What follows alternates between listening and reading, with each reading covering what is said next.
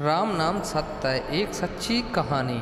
गोस्वामी तुलसीदास जी हमेशा प्रभु श्री राम की भक्ति में लीन रहते थे। तभी तो उनके घर वालों ने और गांव वालों ने उन्हें घर से निकाल दिया, जिसके बाद वह गंगा मैया के तट पर प्रभु की भक्ति करने लगे। जब तुलसीदास जी रामचरितमानस का रचना कर रहे थे तो उनके गांव में एक लड़के का विवाह हुआ। जिस दिन वह अपनी दुल्हन को लेकर अपने घर आया, उसी रात उसकी किसी कारणवश उसकी मृत्यु हो गई। सुबह होने पर सब लोग उसकी अर्थी शमशान घाट ले जाने लगे तो नवविवाहिता भी सती होने की इच्छा से अर्थी के पीछे पीछे जाने लगी। लोग उसी रास्ते में जा रहे थे जिस रास्ते में तुलसीदास जी की कुटिया पड़ती थी।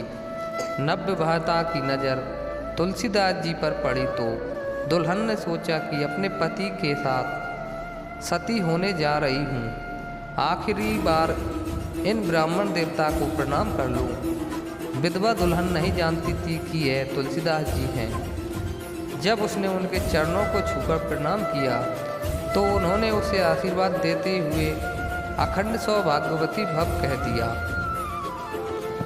यह सुनकर सब यात्रा में शामिल लोग क्रोध में भर गए और बोले, इस लड़की का पति तो मर चुका है, यह अखंड सौभाग्यवती कैसे हो सकती है।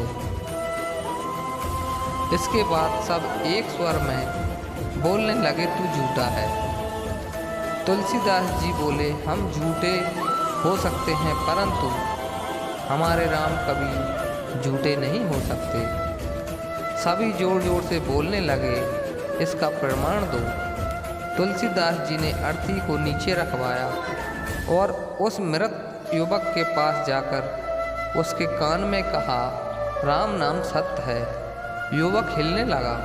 दूसरी बार पुनः तुलसीदास जी ने उसके कान में कहा, राम नाम सत्य है। युवक के शरीर में कुछ चेतना आई। तुलसीदास जी ने जब तीसरी बार उसके कान में राम नाम सत्य कहा तो वह अर्थी से उठकर बाहर आ गया। सभी को बहुत आश्चर्य हुआ कि कोई मृत कैसे जीवित हो सकता है। सब तुलसीदास जी के चरणों में प्रणाम करके क्षमा याचना करने लगे।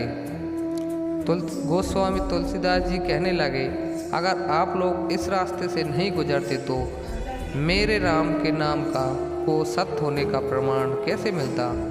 यह तो उस राम की लीला है, राम से बड़ा राम का नाम। उसी दिन से यह परंपरा शुरू हो गई, श्री राम का नाम सत्य है।